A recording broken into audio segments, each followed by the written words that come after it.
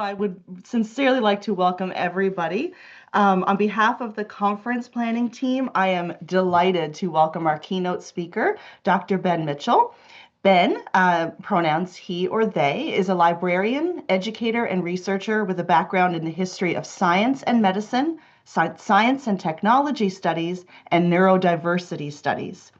Committed to making scholarship more accessible as an assistant curator at the Lakeshore Grounds Interpretive Center, they help design public programming related to the history of mental health and neurodivergence at the site of the former Lakeshore Psychiatric Hospital. They also help to organize the Neuro Glamorous Discord server and yearly NeuroGlam conference for neurodivergent gallery, library, archives, and museum workers. As we learn and share together, please join us in acknowledgement that we are inhabiting the traditional territories of diverse Indigenous peoples across Canada. Take it away, Ben. Thank you so much, Lisa.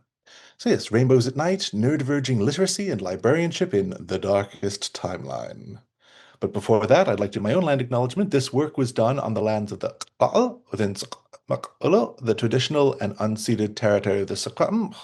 Respect the treaties. Decolonization is not a metaphor.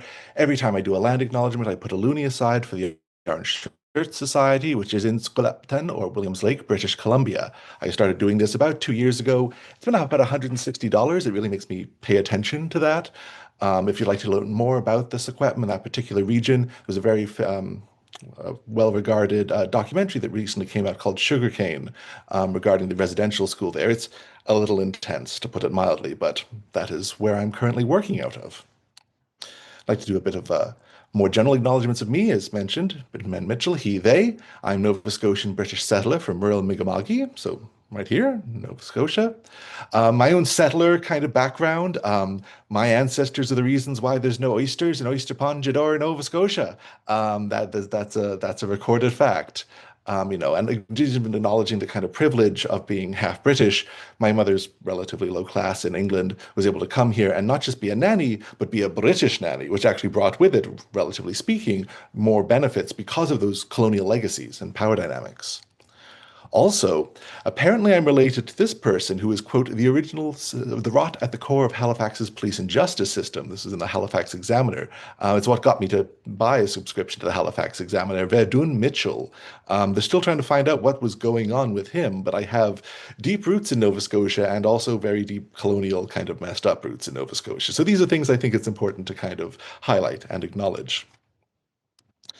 In terms of my neurodivergent positionality, I am AU ADHD, autistic and ADHD, CPTSD or complex post-traumatic stress disorder, possibly bipolar. We'll talk about that a little bit more later.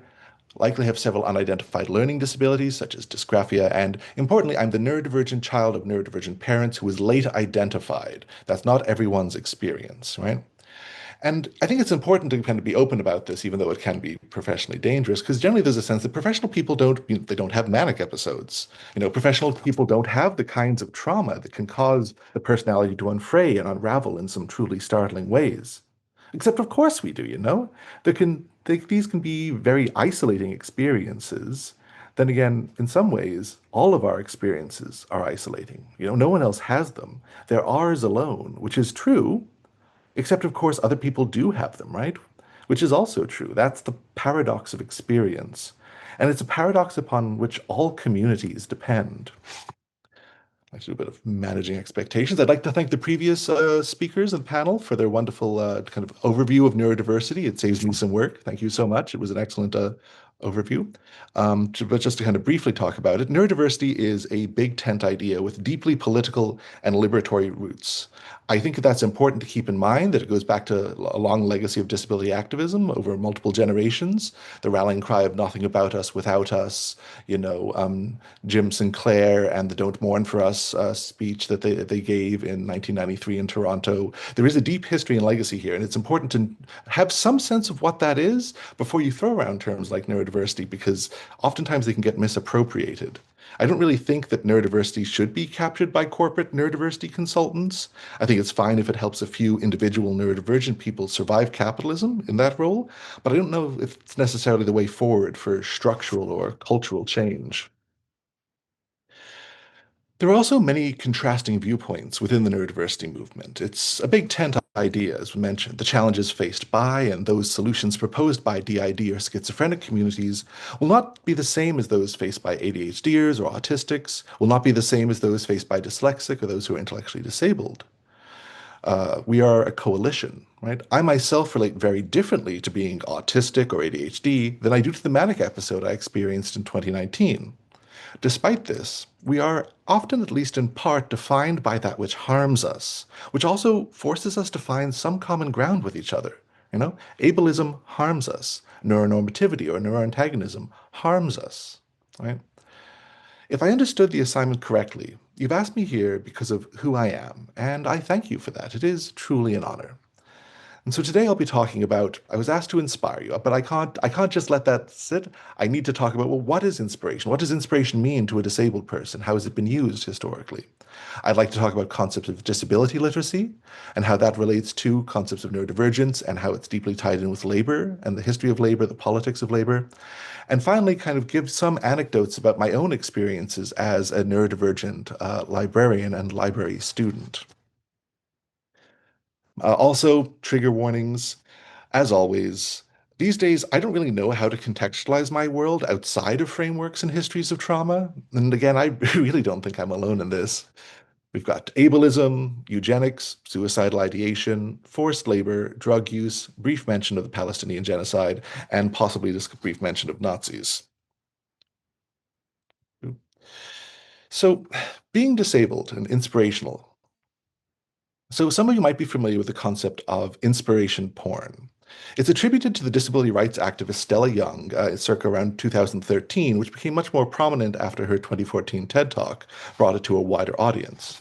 It describes how an inspirational stories can actually be used to dehumanize disabled people, specifically in an objectifying way, right? Like, oh, if this disabled person can do it, you should be fine in your dead-end job, or what have you. It often serves as a social reactionary force, right? And I would also add that inspiration porn is bad because of the ways that it supports capitalist theodicies and illusions of meritocracy.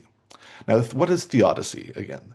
Theodicy is actually comes from the 18th and 19th century. It's this kind of like philosophical attempt to explain, well, how can a God that is all good, all knowing, all powerful permit evil to happen in the world? It was really became a big idea and point of exploration after the Great Lisbon earthquake. It was just a random natural disaster, and people were trying to make sense of that. Trying to argue that we live in the best of all possible worlds. And I think in a similar way, the ways in which disabled people are used through inspiration porn in capitalism is an attempt to justify how we live in the best of all possible systems. I think they serve the same socially regressive practices and forces as earlier theories of theodicy did back in the 18th and 19th century.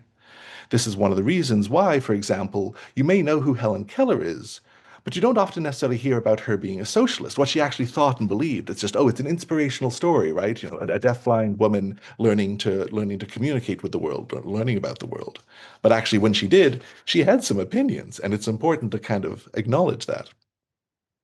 Now, and in this regard, I view myself as part of the kind of tradition in disability studies that critique the corporatization of disability activism through neoliberal consulting firms. And it's similar in a lot of ways to feminist critiques of like lean in, girl boss, or white feminism, or the Black Panthers critiques of black capitalism and the respectability politics of black excellence, or how the 2S LGBTQIA plus activists criticize rainbow capitalism and its assimilationist goals. They're all kind of ways in which we kind of compromise ourselves to our own detriment.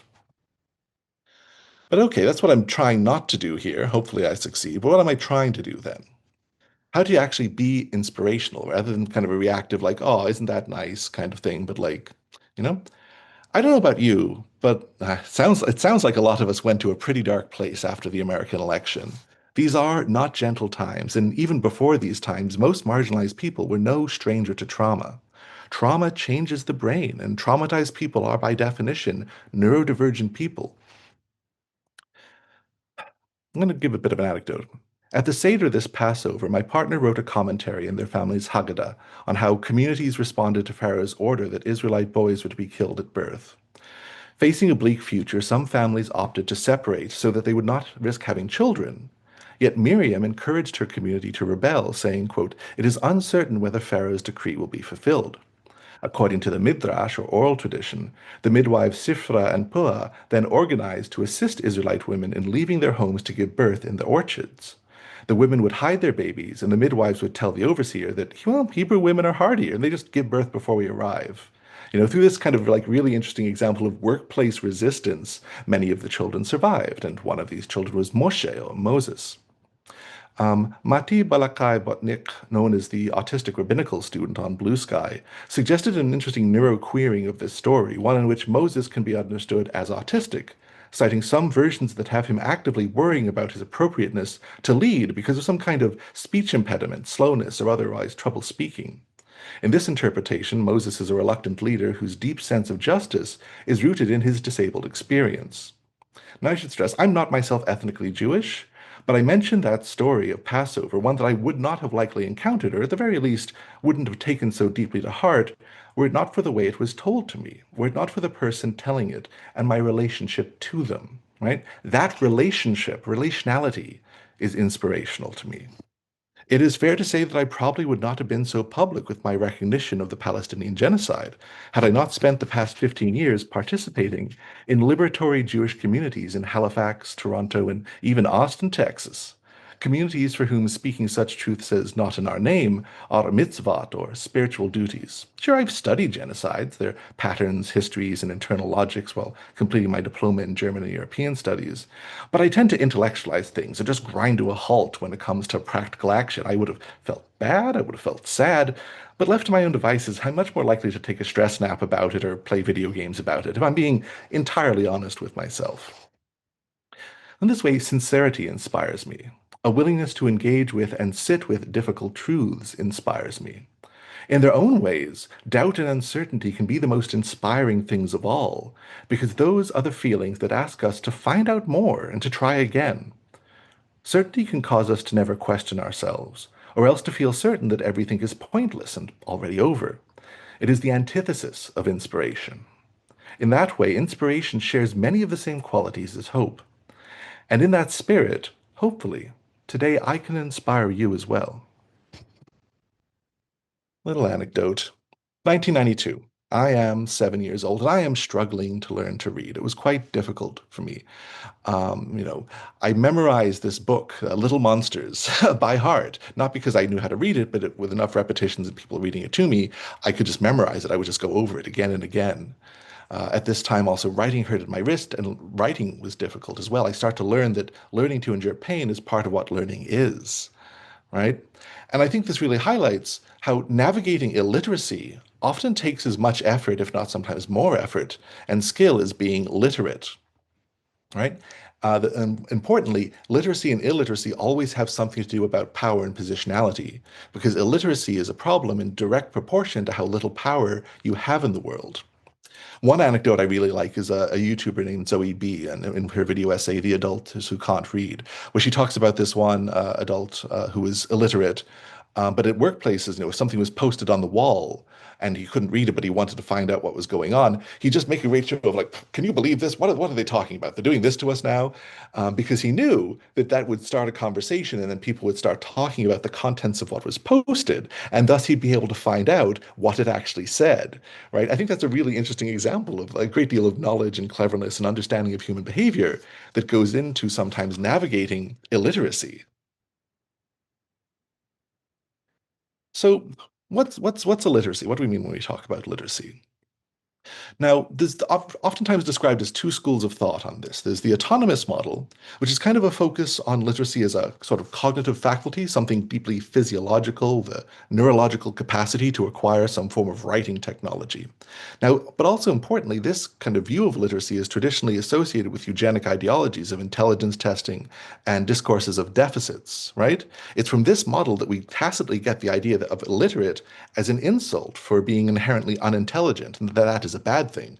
You are lesser if you are illiterate. You almost somehow physiologically regressed in some ways. And that's a deeply ableist and harmful way of viewing not just intelligence, but literacy, illiteracy in general. it's often contrasted to what is sometimes called the ideological model of literacy, right? Involving being socialized to contextualize practices with social, political, I would argue material, and ideological significance, which vary across places, times, media, and genres, and they're all laden with value judgments, according to Stephanie Hasselbacher, circa 2018.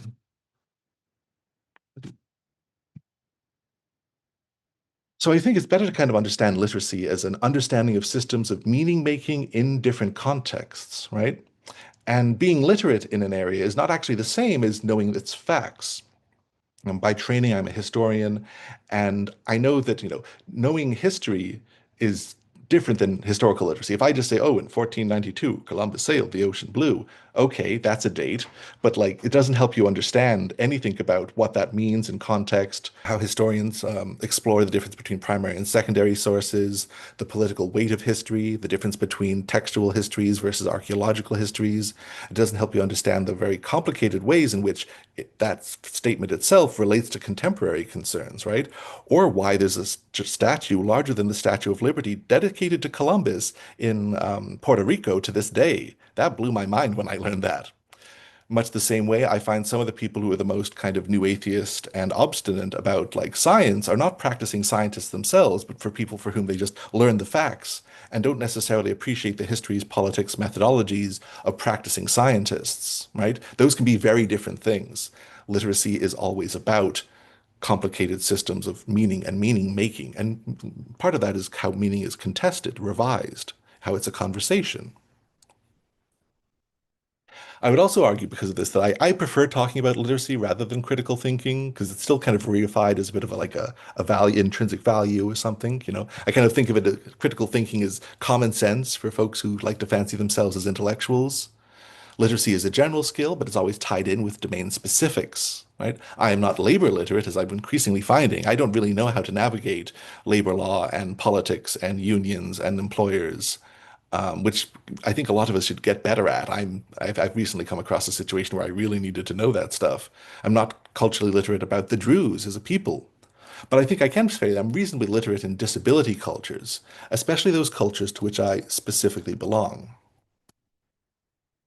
So, who is the keeper of then disability literacies? Is it doctors, administrators, insurance companies? They all play a hand in defining what disability is. What are the talking heads and health hucksters who say that ADHD and autism are somehow both made up and imaginary, and yet also widespread epidemics? Right? How about, well, disabled people ourselves? The truth is that no one person is the keeper of such things. To understand disability in general, or any specific disability, is to understand how it emerges from material and social and deeply personal conditions. But don't get it twisted now. There is no version of it that does not include own voice narratives. In this example, librarian Christina Marie Wright writes, oh, I could have written that definitely, about the intense anxiety she felt as an expectant mother in the 1990s, in the midst of that particular round of autism scares, and how those fears were only reinforced by the resources she found in her local library at the time.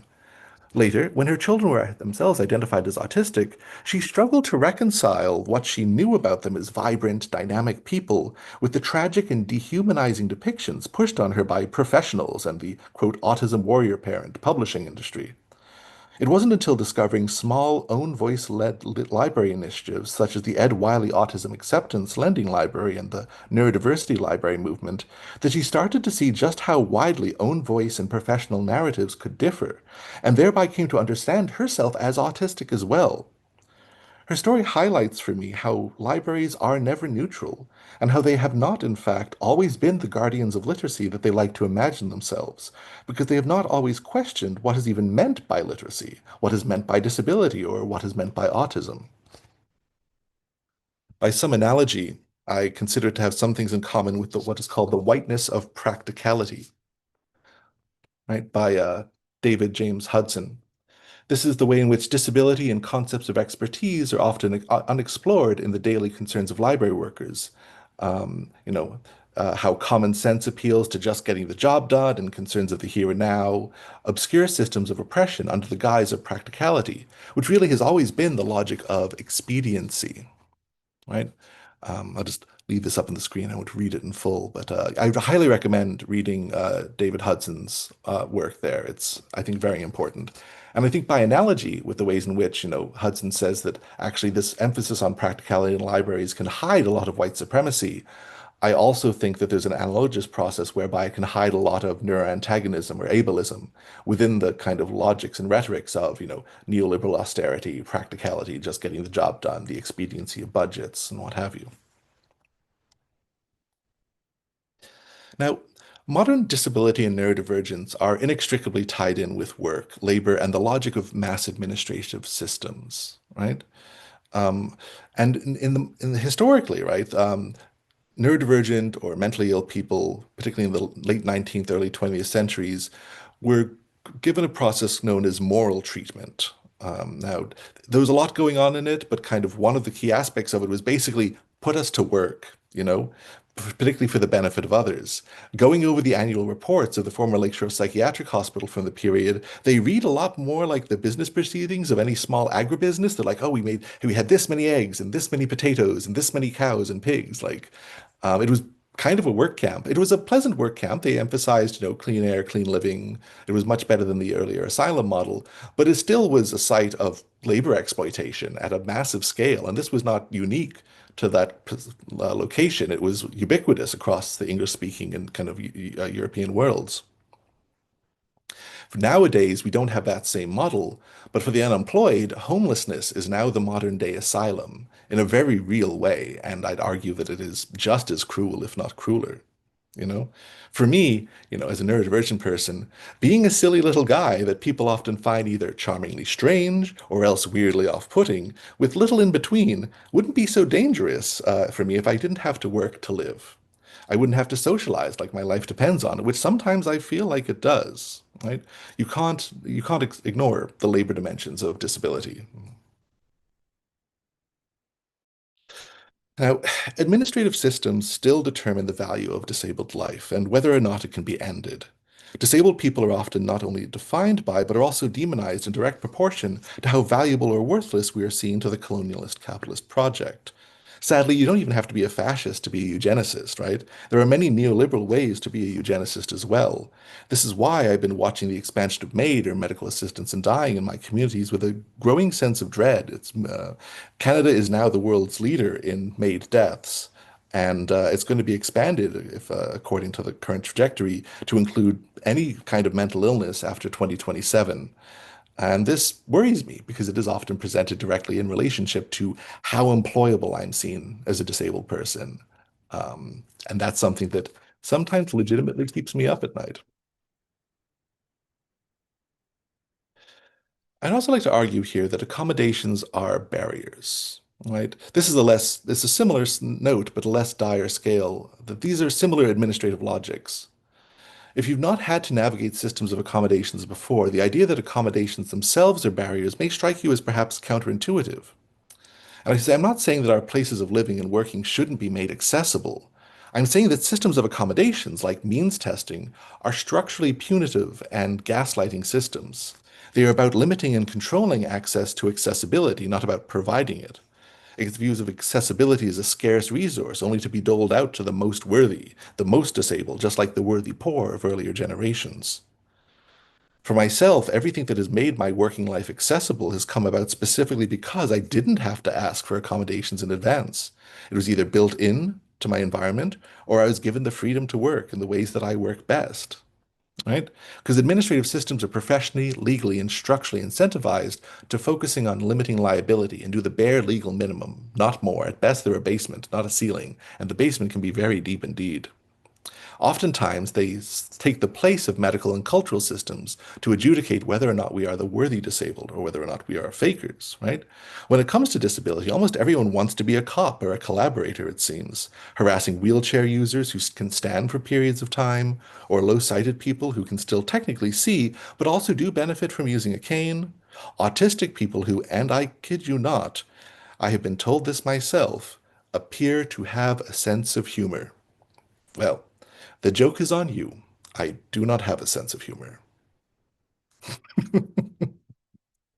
Ah, Now, Not everyone can get a diagnosis, right? But so much of accommodation logics depend upon, well, are you formally diagnosed, right? In our increasing eugenic moment, having a diagnosis can and does put a target on your back. There's so many studies that show now that systematically marginalized people, women, people of color, have gone unidentified because of the biases, assumptions surrounding both neurodivergence and being a woman, being a person of color. In getting formal diagnoses, we risk being viewed as legally incompetent, having our children taken away, being deprioritized for ventilators or organ donations, being denied immigration and refugee status, and losing the right to make decisions about our body or money. You weren't even allowed to immigrate to Canada as an autistic person until like 2018, and that also sticks in my head. A lot of corporate DEI work focuses on the virtuous use of language as the beginning and end of diverse workplaces. You know, knowing why most autistic people say that they prefer autistic people to a person with autism is a start, but it's not going to break any systematic barriers. For example, intrusive workplace surveillance and policing causes systematic barriers for everyone, but it can be particularly hard on people whose attention and patterns of productivity are definitionally outside the neuronormative. Right? Dr. Devon Price writes that while companies like to say that they care about these things, there's a lot of evidence to show that they do not. Not if it actually means systemic change, not if it actually means breaking real barriers. And if you're not familiar with Dr. Devon Price's work, he's come out with four really good texts. I'm happy to share the audiobooks. I have MP3s of them. It's a really telling overview of the state of kind of neurodiversity studies and liberatory neurodiversity movements in the present age. So autistic self-advocate Quinn Dexter of the YouTube channel Autismatic talks about what he calls the autistic triad of distinction, as opposed to the pathologized trial of impairments used by allistic medical professionals or non-autistic.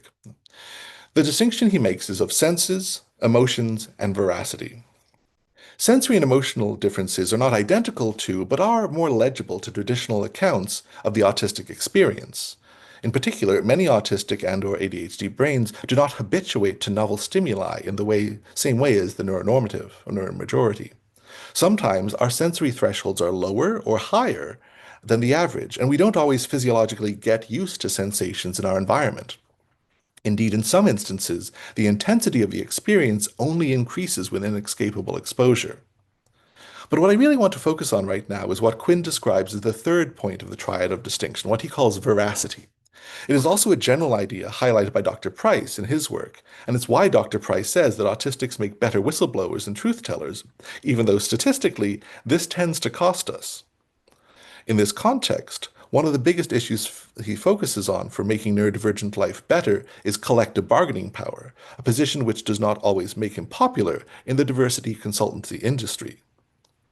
Just like with sensory and emotional processing, autistic people often have a hard time tuning out intrusive inconsistencies in our material, conceptual, and social worlds as well. Not having access to safe foods, sudden disruptions to our expectations, or social hypocrisy can cause us long-lasting stress and overall dysregulation to the point of itself being disabling. Now, everyone is experiencing moral injury right now, but some of us have a harder time processing it, I think. As much as I believe in collective bargaining and power, and empirically, as Dr. Price points out, the evidence is on its side as far as being an overall good, I also know that unions and faculty associations have not always done the best job of representing the interests of their more marginalized members. It's why we need specific interest groups representing not just disabled people, but all kinds of people, like VIMLOC, the Visible Minority Librarians of Canada. But with all that said about autistic veracity, I really think I would be remiss if I didn't also note that autistic people, well, put lightly, we're not magical angel babies, right? I personally know autistic bigots. Sadly, some of the worst people you know right now are autistic. Being unable to let go of things that strike us as inconsistent doesn't necessarily mean that those things themselves must necessarily be inconsistent. I know why Elon Musk can't just stop telling it as he sees it, just as much as I know that he has caused an obscene amount of harm to the world and will continue to do so until the billionaire classes cease to exist. Some autistic people I know equate any kind of unfiltered honesty with virtuous truth-telling, even if it's just flat-out bigotry or cruel. Because hey, but they're just telling you what they really think as they think it. But truth-telling is about more than just being honest to your thoughts as soon as you have them. It is about having a responsibility to the world and to yourself to find out, to understand more, to be curious about others, and to be able to admit, well, you might have been wrong.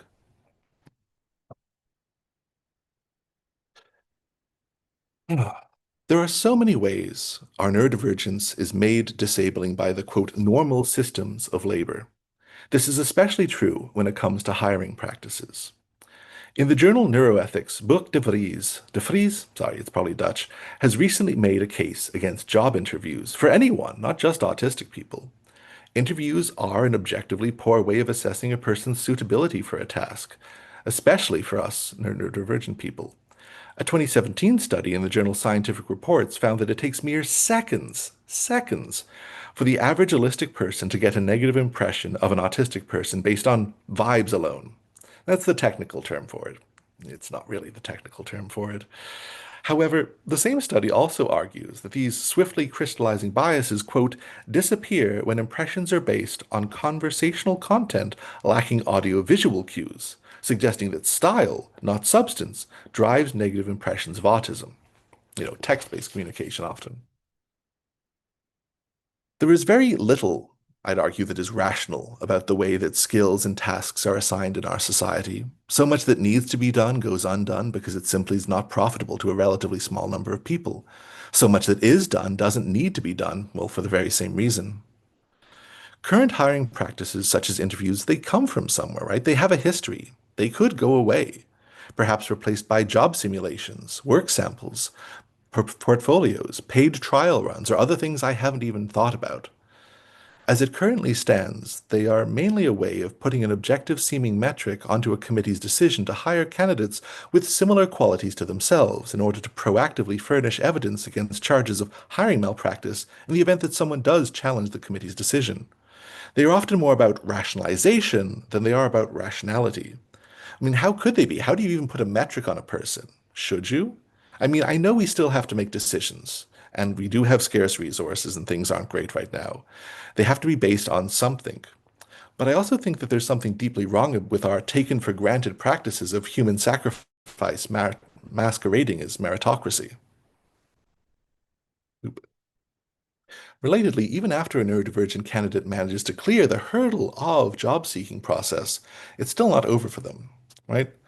Laurie Giles Smith and Emma Popowich of the University of Manitoba recently published a paper on barriers autistic academic librarians face in the workplace. They list several factors that make libraries unsafe spaces, including job precarity, social difficulties, obstructionist accommodation procedures, and lack of general understanding of neurodiversity and autism as impediments to autistic thriving in libraries. They also point out that almost 70% of the respondents did not request formal accommodations because they were afraid of the possible negative consequences of doing so. This one quotation from their study really kind of stood out to me, right? An anonymous participant said, I'm not formally diagnosed, and I'm afraid of being let go, quote, for other reasons. If I divulge or seek a diagnosis, then divulge that. This has happened to people I know when they've mentioned diagnoses. Suddenly, they're being over-scrutinized, and reasons are found to dismiss them. And this is not in the bad old days of the 60s or the 70s. This was in 2023. The bad old days of 2023. Oh my. But yeah, I firmly believe that as a profession, if we can't show up for neurodivergent library workers, then we certainly can't show up for neurodivergent library users. We tend to have a view of breaking barriers as a kind of crossing the finish line. But is that line a ribbon, or is it actually an elastic band ready to snap us back right into the 1930s? How many barriers have stayed broken in a field that has been lamenting since at least the 1980s about how overwhelmingly white our profession is? Now, there are a few things that I've already mentioned that I think of as barriers that need to be broken. Interview processes are one of them. Sessional contracts and unstable employment are another one.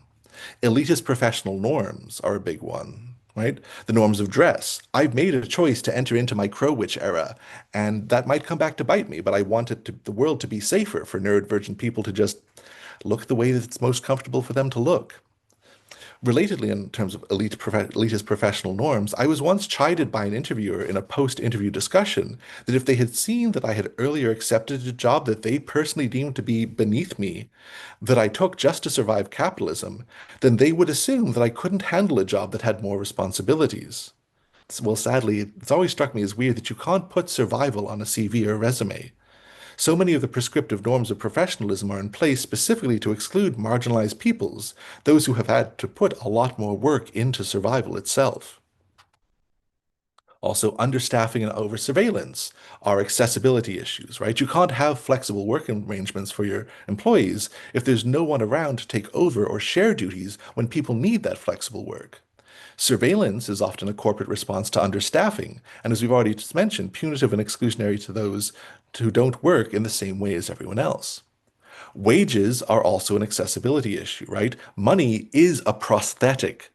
You don't need the old executive functioning when you can pay someone to drive you from place to place in an unfamiliar city, or to be able to book a hotel room for an extra night or two so you can recover from travel to and from a conference. Relatedly, professional development and meetings can also be exclusionary to some disabled people. As previous speakers mentioned, I do struggle in rooms where there's a lot of like complex and discordant overlapping voices. I find it very dysregulating. And I struggle to meet new people in those places. I don't tend to actually make friends or even professional connections in conferences because I just kind of want to flee all the time and it's just kind of screaming in the back of my head. And also, you never know what your sensory environment is going to be like when you're going to a conference.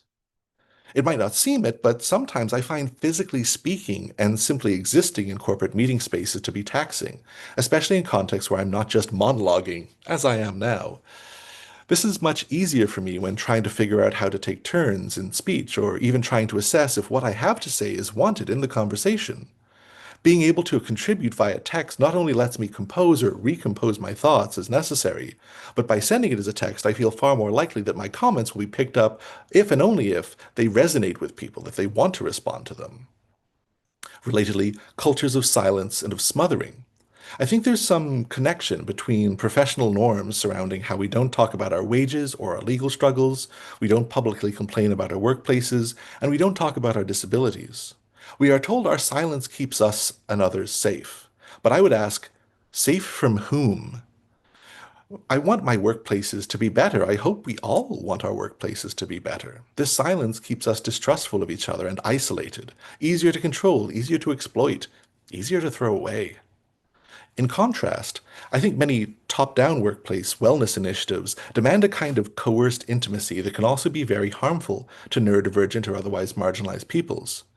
We don't need more homework or wellness workshops. We need more stable and accessible work. I would like to conclude my talk for today with a series of anecdotes that highlight some themes in my own library journey, some of the challenges I have faced at the intersection of librarianship and neurodivergence. It's 2018. I'm in library school, living with 5 other adults to afford rent and tuition. I don't know why my senses feel so raw. It's like an overexposed photograph. If the splotches in the photo also represented a kind of heat map of chafing discomfort to the point of pain. I become so light, heat, and sound sensitive that I spend most of my time with my hat pulled down over half my field of vision. I felt very seen in the previous talk. I'm constantly wearing ear defenders if it's not too hot to do so. I have seriously started looking into ways to partially deafen myself. I am not sleeping well, having nightmares almost every night, and spend long periods of time not able to do anything but retreat into myself, almost catatonic. I do not know that I'm autistic or ADHD, and have been in an acute state of autistic burnout and stress for over a year because my living arrangements is sensory hell for me. I feel I should be grateful that at least living with 5 other adults makes the rent affordable, but that comes out, and the cost comes out in other ways.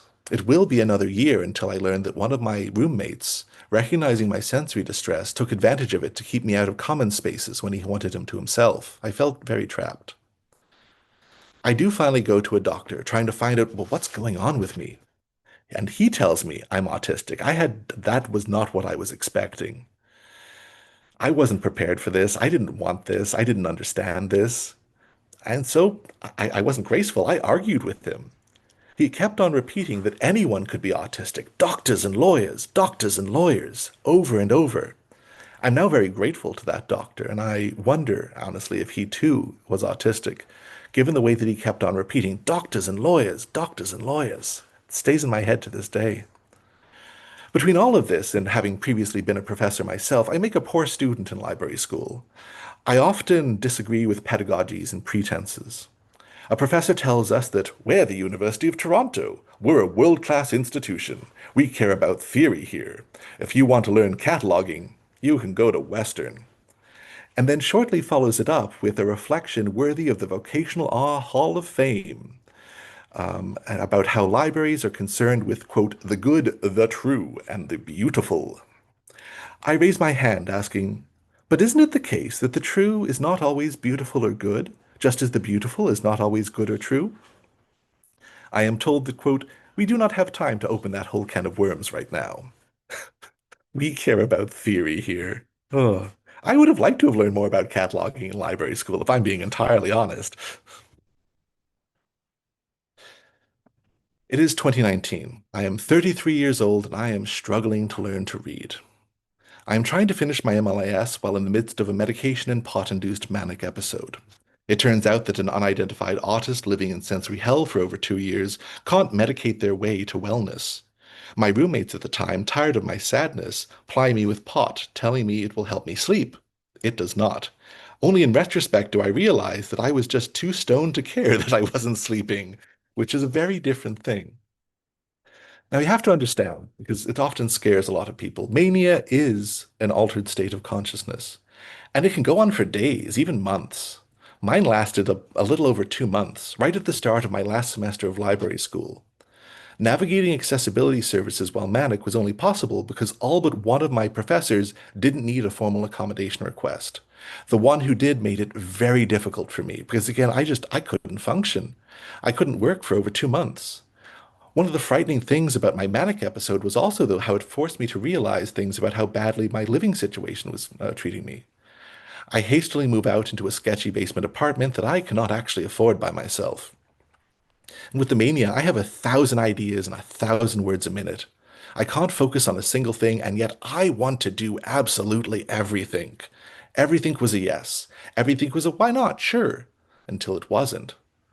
I'm sleeping 3 hours at night at most, and I do not feel it. And I admittedly make some very poor decisions. My efforts to keep myself together are treated as proof that I actually don't need help. I am put on crisis care lists and then demoted to prompt care lists. Then I am taken off all the lists altogether, all the while my life is on fire and I am trying to finish school.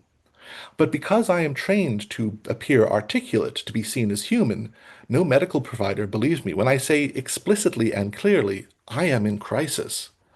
I seem too put together, maybe just doing it for attention, putting on airs, as one doctor said.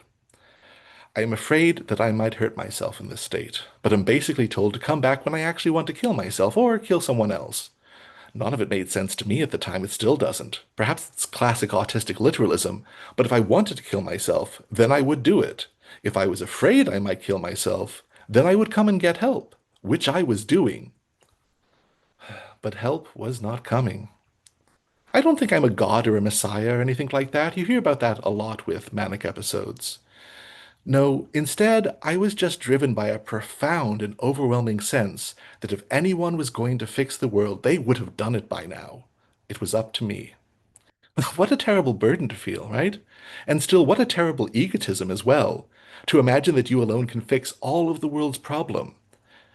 Along with that, there did eventually come some paranoia. Even in an altered state, you can be lucid enough to know that people are treating you like you're crazy.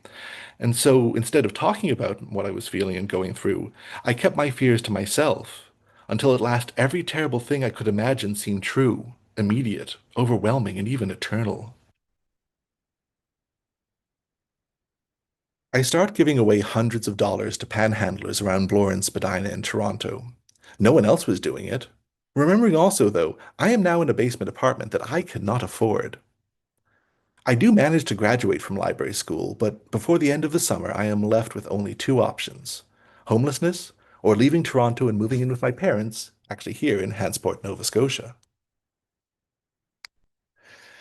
It is still 2019, the long and indeterminable 2019, and I am not doing well in Hansport, Nova Scotia. I finally accepted that I'm autistic and I'm slowly learning what that means, but I also start to get a different kind of paranoid. If autistic people are so wildly reviled and mocked for our gullibility and amorphous, ineffable vibes, then what can I do to make sense of and survive such an overtly hostile environment? Does no one actually mean what they say, especially when they say they really, really mean it? How do I look for work? How do I hide while also being in the world as I am? I get an interview for a public library position and stumble over the five-dimensional tesseract chessboard I've set up in my mind, sending pieces flying everywhere, all five dimensions. Kata, Anna, some really weird 19th century speculative geometries happening here. I compromised myself by saying that I would police what children read in the library, since I felt like that's what they really wanted to hear. Neurotypical people are just lying all the time, right? I know that's not true, but I'm just explaining where I was in my head at the time. Are people always lying, even when they talk about their values, perhaps especially when they talk about their values? Well, ultimately, that didn't work, and I just ended up feeling no less desperate, but a little more dirty for my troubles. Of course, then I overcorrect. It's not about all of the like interview guidance and cover letter guidance. No, no, no, that's all a facade, right? No, it's more important that they see you as a human being, relatable. I have another public library interview. I learned that I have some acquaintances in common with the interviewer in the local burlesque scene, a scene in which I briefly performed the song First and Second Law of Thermodynamics by the 1960s British comedy troupe of Flanders and Swan. It's a song about, hot bodies and statistically relevant motions. You understand. I spend a not insignificant amount of my time in the interview talking about this. Well, that didn't work, and now I just feel terribly silly. I get stuck. With partial public library contracts being primarily what's on offer in several failed interviews, I can't even begin to cobble together enough of a full-time job to get out of my parents' house. And it's not like I can go anywhere in rural Nova Scotia without a car. I feel so deeply, desperately trapped. What was all that education for? Just to get a larger perspective on why I'm so worthless? I managed to get out of my parents' house eventually, just in time for March of 2020. Even with all the deaths and loss in my family, the crisis of the pandemic feels easier to manage because it is a shared loss rather than just a private one. I didn't end up getting a public library job in the end. I talked my way into a series of short-term records management contracts instead, and by that time I'd calmed down enough about my disillusionment with academia to try for academic library positions again. It is 2023. I finally have a sessional library job. I am sitting in on a series of interviews for an upper admin position. They sometimes say that autistics fail to understand social hierarchies and social consequences, and perhaps, well, maybe sometimes that is true. But many of us do understand social hierarchies, and we think that they are absolutely bonkers. I mean, truly banunus, as nonsensical as anyone who would put a spoon on their head and thereby crown themselves a king. They are one of the many so-called common sense things that manifestly do not really make sense outside of some very specific contexts. In this interview, I'm struggling to walk the fine line between actually getting the questions I want answered, and trying to avoid any possible reprisals should this person actually end up in this elevated position within the organization. Well, knowing me, of course, what do you think I did? I tripped over that line. I ask a candidate who spent quite some time talking about their values-based decision-making, that they didn't actually specify what any of those values were. So I ask, you keep talking about your values. What are those values, and can you name a time when you stood by them, even when it wasn't professionally expedient to do so? I got a story about how one of their reporting managers was sexist and belligerent, but they let them know that they disapproved before they went along and did what their sexist and belligerent manager wanted them to do anyway. I sometimes worry that professional values may be a contradiction in terms. I know of precious few people who have been true to their stated professional values when it wasn't professionally expedient for them to do so. Even the risks I'm taking today, talking to you as openly as I am, are calculated. I mean, I'm trying to find my people. So here's the plot twist. I don't know for certain how to break barriers in librarianship, because I'm not entirely sure I've ever broken one before myself, or even seen one broken for that matter. I'm trying to do it today by speaking to you as I'm speaking. I am objectively doing much better than I was in 2019, but after 6 years, I still don't have a suitable library job. I'm not where I want to be. I'm not with the people I love. I'm not with my support networks. I'm still afraid a lot of the time, if I'm being entirely honest. It's not like it is easy to see the edge of a better future on the horizon. I don't want to be lied to, even if it's supposedly for my own good or for my morale. But that's why I'm glad that hope, like inspiration, does not have to be a feeling. It can be a practice. It can be a relationship between peoples. It can even be a ritual, like how my father ironically taps on his head whenever he says, knock on wood, like when he's tempting fate with his hubris, of which he does often. Now that's just something I do by default, and I do that because of him. These times will pass. They may pass like a kidney stone, but they will pass. Persistent, consistent, substantive rituals of connection will be how we plant our own orchards of resistance, through labor organizing and mutual aid. They will take time to grow, and they will take community, because what I do know is this: you break barriers together, or you do not break them at all. You break them with collective bargaining and with affinity groups organizing outside the bounds of your workplaces. You break them by breaking them again and again in every generation and for every generation, past, present, and future.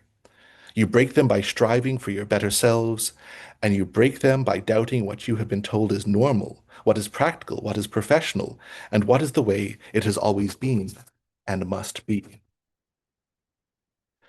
It is 2025, and I am giving a talk in front of a bunch of librarians from my very own Atlantic Canada.